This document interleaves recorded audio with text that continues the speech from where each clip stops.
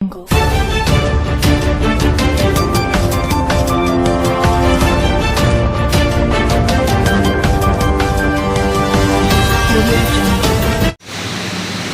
ದಿನ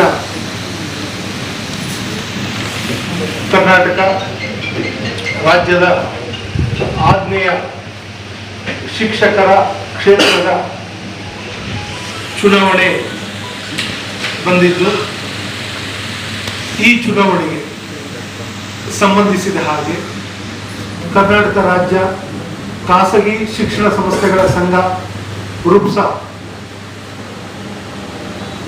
ಗೌರವಾನ್ವಿತ ಅಧ್ಯಕ್ಷರಾದಂಥ ಲೋಕೇಶ್ ತಾಳಿಕಟ್ಟೆ ಅವರಿದ್ದಾರೆ. ಪ್ರೆಸಿಡೆನ್ಸಿ ಗ್ರೂಪ್ ಆಫ್ ಇನ್ಸ್ಟಿಟ್ಯೂಷನ್ನ ಸಂಸ್ಥಾಪಕರಾದಂತಹ ನೂರ್ ಜಹಾನ್ ಮೇಡಮ್ ಇದ್ದಾರೆ. ಆಮೇಲೆ ನಮ್ಮ physical education teachers association district vice president Prabhakar ಅವರಿದ್ದಾರೆ. ನಮ್ಮ ಮಾಲೂರು ತಾಲೂಕು ರೂಪ್ಸಾ ಅಧ್ಯಕ್ಷರಾದಂಥ ನಮ್ಮ ರಕ್ಷಿತ್ ಅವರಿದ್ದಾರೆ, ರಂಜಿತ್ ಕುಮಾರ್ ಅವರಿದ್ದಾರೆ. ಆಮೇಲೆ ಬಂಗಾರಪೇಟೆ ರೂಪ್ಸಾ ತಾಲೂಕು ಅಧ್ಯಕ್ಷರಾದಂಥ ಮೇಡಮ್ ಸರಸ್ವತಿ ಅವರಿದ್ದಾರೆ. ಹಾಗೂ ಮಾಲೂರಿನ SP ಗ್ರೂಪ್ ಆಫ್ ಇನ್ಸ್ಟಿಟ್ಯೂಷನ್ಸ್ ಸಂಸ್ಥೆಯ ಪ್ರವರ್ತಕರಾದಂಥ ನಮ್ಮ ಮಾಲೂರಿನ ಪ್ರತಿನಿಧಿಗಳಿದ್ದಾರೆ, ರೂಪ್ಸಾ ಜಂಟಿ ಕಾರ್ಯದರ್ಶಿಗಳು.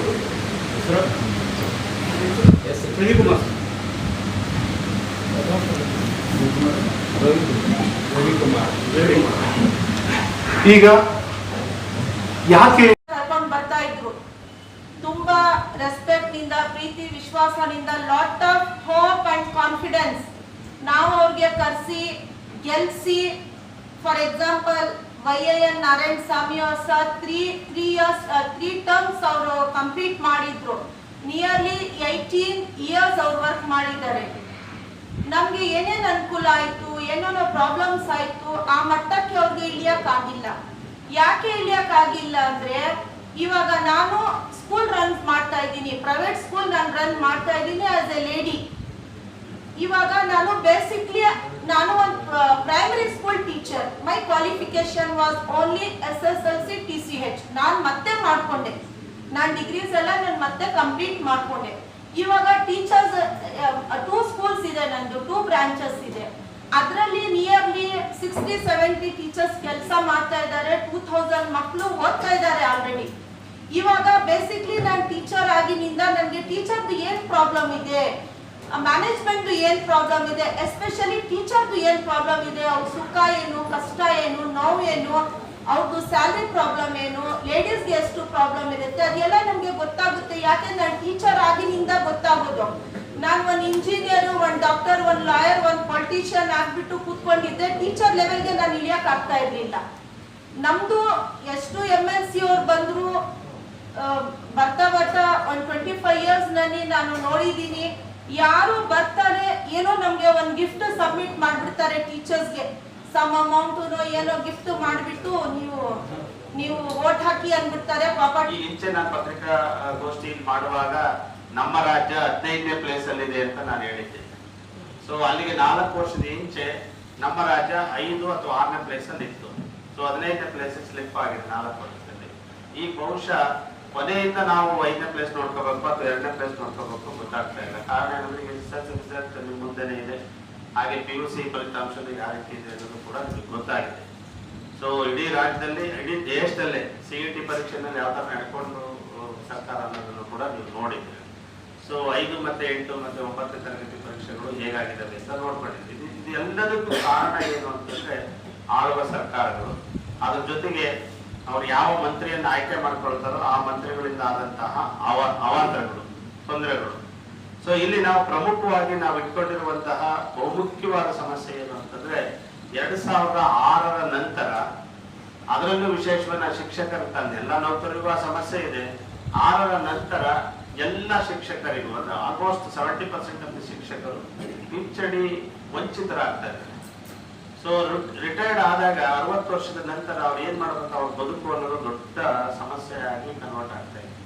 ಸೊ ಅವ್ರು ಪ್ರಿನ್ಸಿಪಲ್ ಆಗಿರ್ತಾರೆ ಅಥವಾ ಇನ್ನೇನಾದ್ರು ದೊಡ್ಡ ಹುದ್ದೆಯಲ್ಲಿರ್ತಾರೆ. ಬಹಳಷ್ಟು ಮಕ್ಕಳುಗಳಿಗೆ ಹೇಗೆ ಬದುಕಬೇಕು ಅಂತ ಹೇಳ್ಕೊಟ್ಟಿರ್ತಾರೆ. ರಿಟೈರ್ಡ್ ಆದ ನೆಕ್ಸ್ಟ್ ಸ್ವಲ್ಪ ದಿನಗಳಲ್ಲಿ ಅವ್ರು ಕೂಲಿ ಮಾಡಬೇಕಲ್ಲ, ಅದು ಬಹಳ ದುಸ್ಥಿತಿ ಮತ್ತೆ ಇಡೀ ಸಮಾಜ ತಲೆ ತಗ್ಗಿಸುವಂತ ಸಂಗತಿ ಅನ್ನೋದನ್ನ ಸರ್ಕಾರಕ್ಕೆ ಮನವರಿಕೆ ಮಾಡುವುದರಲ್ಲಿ ನಮ್ಮ MNCಗಳಲ್ಲಿ ಅವರ ಪ್ರತಿನಿಧಿಗಳು ಸಂಪೂರ್ಣವಾಗಿ ವಿಫಲರಾಗಿದ್ದಾರೆ. ಇದು ಮೊದಲನೇ ವಿಷಯ. ಆಮೇಲೆ ಎರಡನೇ ವಿಷಯ, ನಿಮ್ಗೆ ಗೊತ್ತಿರಲಿ, 1992ರವರೆಗೂ ಕಾಲ್ಪನಿಕ ವೇತನ ಅಂತ ಏಡೆಡ್ ಸ್ಕೂಲ್ಗಳಲ್ಲಿ ಅಂದ್ರೆ ಅನುದಾನಿತ ಶಾಲೆಗಳಲ್ಲಿ ಕೆಲಸ ಮಾಡುವಂತ ಶಿಕ್ಷಕರಿಗೆ ಒಂದಿಷ್ಟು ಅಂದ್ರೆ ಶಾಲೆಗೆ ಸೇರ್ಕೊಂಡ್ರಿಂದ ಗೌರ್ಮೆಂಟ್ ಸಂಬಳ ಬರೋವರೆಗೂ ಗ್ಯಾಪ್ ಏನಿತ್ತು ಆ ಗ್ಯಾಪ್ ಅಲ್ಲಿ ಸಂಬಳನ ಕೊಡ್ತಾ ಇತ್ತು. ಸೊ ಅಪ್ರೂವಲ್ ಆಗಿ ಗೌರ್ಮೆಂಟ್ ಸಂಬಳ ಬರ್ತಾ ಇತ್ತು. ಸೊ ಅದನ್ನ ಗೌರ್ಮೆಂಟ್ ಸಂಬಳ ಯಾವತ್ತು ಬರ್ತೋ ಅದ್ರ ಅರಿಯರ್ಸ್ ಅನ್ನು ಕೊಟ್ಟು ಅವ್ರಿಗೆ ಕಳಿಸ್ತಾ ಇತ್ತು. 92ರ ನಂತರ ಈ MNCಗಳು ಯಾವುದೋ ಒಂದು ವಿಷವರ್ತುಲ ಕೂಟವನ್ನ ರಚನೆ ಮಾಡಿಕೊಂಡು ಇವರಿಗೆ ನಿಧಾನ ಕೊಡಬಹುದು ಅಂತ ಸರ್ಕಾರ ಒಂದು ಸಲಹೆಯನ್ನ ಮಾಡ್ಬಿಟ್ಟು ಹೆಂಗೂ ಸಂಬಳ ಕೊಡ್ತಾರೆ ಬಿಡಿ ಸಾಕಷ್ಟೇ, ಕಾಲ್ಪನಿಕ ವೇತನ ನಿಧಾನ ಕೊಡಿ ಅಂತ ಹೇಳ್ಬಿಟ್ಟು ಅದನ್ನ ತಾತ್ಸಾರ ಮಾಡಿಕೊಂಡು ಸುಮಾರು 5 ವರ್ಷದಿಂದ ಹೆಚ್ಚು ಕಮ್ಮಿ 17-18 ವರ್ಷದವರೆಗೆ ಅಂದ್ರೆ 2005ರವರೆಗೆ ಅವ್ರಿಗೆ ಸಂಬಳಗಳನ್ನೇ ಕೊಟ್ಟಿದ್ದಾರೆ. ಅವ್ರು ಫ್ರೀಯಾಗಿ ಕೆಲಸ ಮಾಡಿದ್ದಾರೆ. ಸೊ ಅವ್ರಿಗೆ ಈಗ ಏನಾಗಿದೆ, ಕೆಲವರಿಗೆ ಇತ್ತೀಚೆಗೆ ಅಪ್ರೂವಲ್ ಆದವ್ರಿಗೆ ಜಸ್ಟ್ 2 ವರ್ಷ 3 ವರ್ಷ, ಕೆಲವರು 1 ವರ್ಷಕ್ಕೆ ರಿಟೈರ್ಡ್ ಆಗಿದ್ರೆ 1 ವರ್ಷ ಸಂಬಳ ಅಷ್ಟೇ ತಗೊಂಡಿದ್ದಾರೆ. 17 ವರ್ಷ ಫ್ರೀಯಾಗಿ ಸರ್ಕಾರದಲ್ಲಿ ಕೆಲಸ ಮಾಡಿದ್ದಾರೆ. ಅವರಿಗೆ ಅವರ ಅರಿಯರ್ಸ್ ಅನ್ನ ಕೊಡೋದ್ರಲ್ಲಿ ಸರ್ಕಾರ ಇವತ್ತಿನವರೆಗೂ ಆ ಮನಸ್ಸನ್ನು ಮಾಡಿಲ್ಲ, ಆ ಕೊಡೋ ಪ್ರಯತ್ನನೂ ಕೂಡ ಮಾಡಲಿಲ್ಲ. ಇವರು ಅಸೋಸಿಯೇಷನ್ ಮಾಡ್ಕೊಂಡು ಸುಪ್ರೀಂ ಕೋರ್ಟ್ ಇಂದ ಆದೇಶ ತಂದ್ರು, ಹೈಕೋರ್ಟ್ ಇಂದ ಆದೇಶ ತಂದ್ರು ಕೂಡ ನಮ್ಮ MNCಗಳ ಕುತಂತ್ರದಿಂದ, ನಾನು ಈ ಮಾತನ್ನ ಬಹಳ ಸ್ಪಷ್ಟವಾಗಿ ಬೆಳೆಸ್ತೀನಿ, ಕುತಂತ್ರದಿಂದ ಅದರ ನೇತೃತ್ವ, ಕುತಂತ್ರದ ಕೂಟದ ನೇತೃತ್ವ ವಹಿಸಿದ್ದು YA ನಾರಾಯಣ ಸ್ವಾಮಿ ಅವರು. ಅವರದೇ ಲೆಟರ್ ಅಲ್ಲಿ ನಮಗೆ ಇದು ಕಾಲ್ಪನಿಕ ವೇತನ ಬೇಡ ಅಂತ ಹೇಳ್ಬಿಟ್ಟು ನಮ್ಮ ಏನು ಶಿಕ್ಷಕರಿದ್ರು ಅನುದಾನಿತ ಶಾಲಾ ಶಿಕ್ಷಕರನ್ನ ಸಂಪೂರ್ಣವಾಗಿ ಸಮಾಧಿ ಮಾಡಿ ಸರ್ಕಾರಕ್ಕೆ ಮತ್ತೆ ಕೋರ್ಟ್ಗೆ ಬರ್ಕೊಟ್ಟಿದ್ದಾರೆ. ಸೊ ಹಾಗಾಗಿ ನಾನು ಈ ಮಾತನ್ನ ನಾನು ಹೇಳ್ಬೇಕಾಗತ್ತೆ. ಸೊ ಇಡೀ ಅವ್ರಿಗೆ ಓಟ್ ಹಾಕಿದವ್ರನ್ನೆಲ್ಲ ಸಮಾಧಿ ಮಾಡ್ಬಿಟ್ರು ಅದೊಂದು ಲೆಟರ್ ಅಲ್ಲಿ. ಸುಪ್ರೀಂ ಹೈಕೋರ್ಟ್ ಅಲ್ಲಿ ಅವ್ರಿಗೆ ಕಂಟೆಂಪ್ಟ್ ಆಗಿ ಅವ್ರನ್ನ ಜೈಲಿಗೆ ಹಾಕ್ಬೇಕು ಅಂತ ಹೇಳ್ಬಿಟ್ಟು ಸೈಡಿ ನಿಲ್ಸಿದ್ರು ಜಸ್ಟಿಸ್ ಮಂಜುನಾಥ್ ಅವರು. ನೀವು ಕಟ್ಟೆ ತಗೊಂಡ್ಬಿಡಿ, 6 ತಿಂಗಳು ಜೈಲಲ್ಲಿ ಇರ್ಬೇಕಾಗುತ್ತೆ, ಇಲ್ಲ ಕಾಲ್ಪನಿಕ ವೇತನ ಕೊಡಿ ಅಂತ ಆದೇಶ ಮಾಡಿದಾಗ ಇವರು ಸೊ ಆ ನೇತೃತ್ವ ವಹಿಸ್ಕೊಂಡು ಒಂದಿಷ್ಟು ಜನಗಳ ಹತ್ರ ಬರೆಸಿ ಇವರೇ ಅಧ್ಯಕ್ಷರು ಅಂತ ತಾಂಡೂರು ಕೋರ್ಟ್ ಕೊಟ್ಟು ಅವ್ರನ್ನ ಬಿಡಿಸಿದ್ರು. ಅಲ್ಲಿಗೆ ಸುಮಾರು 40,000 ಶಿಕ್ಷಕರು ಅನುದಾನಿತ ಶಾಲೆಗಳಲ್ಲಿ ಕೆಲಸ ಮಾಡ್ತಿದ್ದಂಥವ್ರು ಕೋಟ್ಯಾಂತರ ಅವರ ಹಣವನ್ನ, ಅವರ ಸೇವಾ ಹಣವನ್ನ ಕಳ್ಕೊಟ್ರು. ಸೊ ಹಾಗಾಗಿ ನಾರಾಯಣ ಸ್ವಾಮಿ ಅವ್ರನ್ನ ಈ ಕೂಟದ ಮುಖಂಡ ಅಂತ ನಾನು ಹೇಳ್ಬೇಕಾಗುತ್ತೆ ಈ ಸಂದರ್ಭದಲ್ಲಿ. ಇದು ನಮ್ಮ ಎರಡನೇ ಒಂದು ಇದು, ಅದನ್ನ ನಾವು ಕೊಡಿಸೇ ತೀರ್ತೀವಿ. ಯಾಕಂದ್ರೆ ಸುಪ್ರೀಂ ಕೋರ್ಟ್ ಅಲ್ಲಿ 2 ಸರಿ ಆದೇಶ ಆಗಿದೆ, ಹೈಕೋರ್ಟ್ ಅಲ್ಲಿ 2 ಸರಿ ಆದೇಶ ಆಗಿದೆ. ಅದರ ಸಂಪೂರ್ಣ ಜವಾಬ್ದಾರಿಯನ್ನ ನಾನು ಹೊತ್ಕೊಳ್ತೀನಿ ಅಂತ ಹೇಳ್ಬಿಟ್ಟು ನಾನು ಈ ಪ್ರಣಾಳಿಕೆಯಲ್ಲಿ ನಾನು ಹೇಳಿದ್ದೀನಿ. ಅದೇ ರೀತಿ ನಿಮಗೆ ಗೊತ್ತಿದೆ, ಇದು ಗೌರ್ಮೆಂಟ್ ಶಾಲೆಯಲ್ಲಿ ಕೆಲಸ ಮಾಡುವಂತಹ ಶಿಕ್ಷಕರಿಗೆ ಪ್ರೈಮರಿ ಇದ್ದವ್ರನ್ನ ಬಡ್ತಿ ಕೊಟ್ಟು ಪ್ರಮೋಷನ್ ಮಾಡಿ ಹೈಸ್ಕೂಲಿಗೆ ಕಳಿಸ್ತಾರೆ, ಹೈಸ್ಕೂಲಿಂದ ಕಾಲೇಜಿಗೆ ಕಳಿಸ್ತಾರೆ, ಪ್ರಿನ್ಸಿಪಲ್ ಮಾಡ್ತಾರೆ, ಅವ್ರಿಗೆ ಪ್ರಮೋಷನ್ ಕೊಡ್ತಾರೆ. Because of they have A qualification ಅದಕ್ಕೆ ಮಾಡ್ತಾರೆ. ಸೊ ಪ್ರಮೋಷನ್ ಮಾಡಿದ್ರು ಅಂದ್ರೆ ಅವ್ರಿಗೆ ಬರಬೇಕಾದಂತಹ ಟೈಮ್ ಬಾಂಡ್ ಇವತ್ತಿನವರೆಗೂ ಕೊಟ್ಟಿದ್ದಾರೆ. ಅದೊಂದು ಸಣ್ಣ ಕೆಲಸ, ಅದು ಬಹಳ ಚಿಕ್ಕ ಕೆಲಸ. ಅಂತ ಚಿಕ್ಕ ಕೆಲಸನೂ ಸಹಿತ ಈ ನಿಷ್ಪ್ರಯೋಜಕ MNCಗಳು ಮಾಡ್ಸಕ್ಕಾಗಿಲ್ಲ ಇವತ್ತಿಂದಲ್ಲ 20 ವರ್ಷದಿಂದ ಈ ಸಮಸ್ಯೆ ಕಾಡ್ತಾ ಇದೆ. 18 ವರ್ಷ ಗೆದ್ದಿದ್ದಾರೆ ಇವರು. ಅವ್ರು ಓಟ್ ಹಾಕಿರೋ ಒಂದು ಸಣ್ಣ ಸಮಸ್ಯೆಯನ್ನು ಕೂಡ ಇವ್ರ ಕೈಯಲ್ಲಿ ಬಗೆಹರಿಸಕ್ಕಾಗಿಲ್ಲ. ಇದನ್ನ ನಾನು ಬಗೆಹರಿಸ್ತೀನಿ ಅಂತೇಳಿ ಈ ಮೂಲಕ ಭರವಸೆಯನ್ನು ನೀಡ್ತಾ ಇದ್ದೀನಿ. ಅದೇ ರೀತಿ ಆಗುವ ಬದಲು ನಾವು ಜೈಲಿನ ಕೈದಿ ಆಗಿದ್ರೆ ಬಹಳ ಚೆನ್ನಾಗಿತ್ತು ಅಂತ. ಜೈಲಿನ ಕೈದಿಯ ಸಂಬಳ 18,000 ಇದೆ, ಶಿಕ್ಷಕರ ಸಂಬಳ 8,000 ಇದೆ.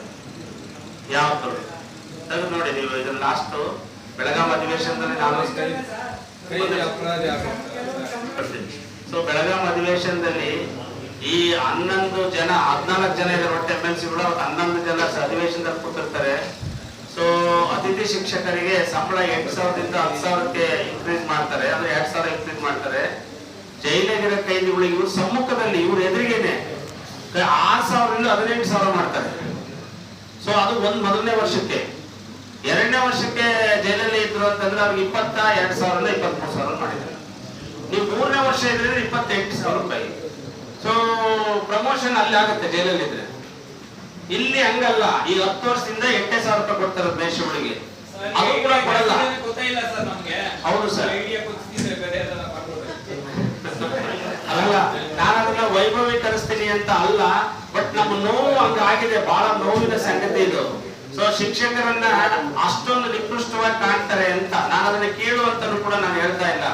ಸೊ ಈಗ ಡೈಲಿ ಲೇಬರ್ಗೆ ನೀವು ಮಿನಿಮಮ್ ವೇಜಸ್ ಅನ್ನ 500 rupees ಅನ್ನ ಪ್ರೈಸ್ ಫಿಕ್ಸ್ ಮಾಡ್ತಾರೆ. ಅದನ್ನ ನೀವು 8-30 ಮಾಡಿದ್ರೆ 15,000 ಆಗತ್ತೆ. ಅದೇ ಶಿಕ್ಷಕರಿಗೆ 8,000 ಕೊಡ್ತಾರೆ. ಹಾಗಾದ್ರೆ ಯಾರು ದೊಡ್ಡವರು, ಯಾರಿಗೆ ಜಾಸ್ತಿ ಸಂಬಳ? ನೀವು ಡಬಲ್ ಡಿಗ್ರಿ ಮಾಡಿ BEd ಮಾಡ್ಕೊಂಡ್ ಬಂದವ್ರಿಗೆ 8,000 ರೂಪಾಯಿ ಬಿಸಾಕ್ತಾರೆ. ಸೊ ನೆನ್ನೆ ನಾನು PUC ಬೋರ್ಡ್ ಅಲ್ಲಿ ಮುನಿಯಪ್ಪ ಅವ್ರ ಜೊತೆ ಬಂದಿದ್ರು. 8 ತಿಂಗಳಿಂದ ಆ ಪಾರ್ಟ್ ಟೈಮ್ ಲೆಕ್ಚರರ್ಸ್ ಗೆ ಸಂಬಳನೇ ಕೊಟ್ಟಿಲ್ಲ. ನಮ್ಮ ಸ್ನೇಹಿತರಿಲ್ಲೇ ಪಾರ್ಟ್ ಟೈಮ್ ಲೆಕ್ಚರರ್ಸ್ ಗೆ ಸಂಬಳ ಕೊಟ್ಟಿಲ್ಲ. ಸೊ ನಾವು ನೆನ್ನೆ ದೊಡ್ಡ ಗಲಾಟೆ ಮಾಡ್ಬೇಕಾಯ್ತು ಇಲಾಖೆನಲ್ಲಿ. ಮನೆಗೆ ಅದನ್ನ ಈಗ ಬಿಲ್ ಅನ್ನು ಕಳಿಸಿದೀವಿ, ಇನ್ನೊಂದು 2-3 ದಿವಸದಲ್ಲಿ ಕೊಡ್ತಾರೆ. ಅದಕ್ಕೆ ಇವ್ರು ಲಂಚನೂ ಕೊಡ್ಬೇಕು. ಎಂತ ದುರ್ದೈವ ಸಂಗತಿ ಇದು ಅಂತಂದ್ರೆ, ನಾವು ಜೀತ ಮಾಡೋದು ಅಂತಲೇ ಆ ಜೀತ ಇಸ್ಕೊಳಕ್ ಲಂಚನೂ ಕೊಡುವಂತಹ ಕೆಟ್ಟ ಪರಿಸ್ಥಿತಿ ಈ ವ್ಯವಸ್ಥೆಯಲ್ಲಿ ನಿರ್ಮಾಣ ಆಗಿದೆ. ಇವುಗಳೆಲ್ಲವೂ ಎಲ್ಲಾ ಸಮಸ್ಯೆಗಳ ವಿರುದ್ಧ, ಆ ಸಮಸ್ಯೆಗಳ ಅರಿವಿರುವಂತವ್ರು, ಆ ಸಮಸ್ಯೆಗಳನ್ನ ಅನುಭವಿಸಿರುವಂತವ್ರು, ಆ ಸಮಸ್ಯೆಗಳ ವಿರುದ್ಧ ಹೋರಾಟ ಮಾಡಿರುವಂತವ್ರು ಈ ಕ್ಷೇತ್ರದಲ್ಲಿ ಒಂದು ಚಳುವಳಿ ಮತ್ತೆ ಒಂದು ಹೋರಾಟವನ್ನು ರೂಪಿಸಬೇಕು ಅಂತ ಮಾತ್ರ ಈ ಚುನಾವಣೆಗೆ ನಾವು ನಿಲ್ತಾ ಇರೋದು. ಬಹುಶಃ ಇದು 3ನೇ ನಂದು ಪ್ರೆಸ್ ಮೀಟ್ ಇಲ್ಲಿ. ಸೊ ನಾನು ಪ್ರಾರಂಭದಲ್ಲಿ ಏನನ್ನ ಹೇಳಿದ್ನೋ ಅದನ್ನೇ ನಾನು ಇವತ್ತು ಕೂಡ ಹೇಳ್ತಾ ಇರೋದು. ಈ ಚುನಾವಣೆಗೆ ನಾವು ನಿಲ್ತಾ ಇರೋದು ರಾಜಕಾರಣಕ್ಕಲ್ಲ, ರಾಜಕೀಯ ಉದ್ದೇಶವನ್ನು ಇಟ್ಕೊಂಡು ನಾವು ಕಂಟೆಸ್ಟ್ ಮಾಡ್ತಾ ಇಲ್ಲ. ಯಾವುದೇ ರಾಜಕೀಯ ಪಕ್ಷಕ್ಕೆ ಸೇರಿದವರಲ್ಲ ನಾವು. ಸೊ ನಮ್ಮ ಪಕ್ಷ ಶಿಕ್ಷಕರ ಪಕ್ಷ. ನಮ್ಗೇನು ಗುರಿಗಳಿದಾವ, ಕಾರ್ಯಸೂಚಿಗಳಿದಾವ, ಅವು ಶಿಕ್ಷಕರ ಸಮಸ್ಯೆಗಳು. ಸೊ ಶಿಕ್ಷಕರು ಮತ್ತೆ ಶಿಕ್ಷಣ ಸಂಸ್ಥೆಗಳ ಉಳಿವಿಗೋಸ್ಕರ ನಾವು ಕಂಟೆಸ್ಟ್ ಮಾಡ್ತಾ ಇದೀವಿ ವಿನಃ ಯಾವುದೇ ವ್ಯಕ್ತಿಯ ಅಥವಾ ಯಾವುದೇ ರಾಜಕೀಯ ಪಕ್ಷದ ಓಲೈಕೆಗೆ ಅಲ್ಲ ಅಂತ ನಿಮ್ಗೆ ಮತ್ತೊಮ್ಮೆ ಸ್ಪಷ್ಟಪಡಿಸ್ತಾ, ಸೊ ಇಷ್ಟೊತ್ತು ಮಾತಾಡಕ್ಕೆ ನೀವು ಅವಕಾಶ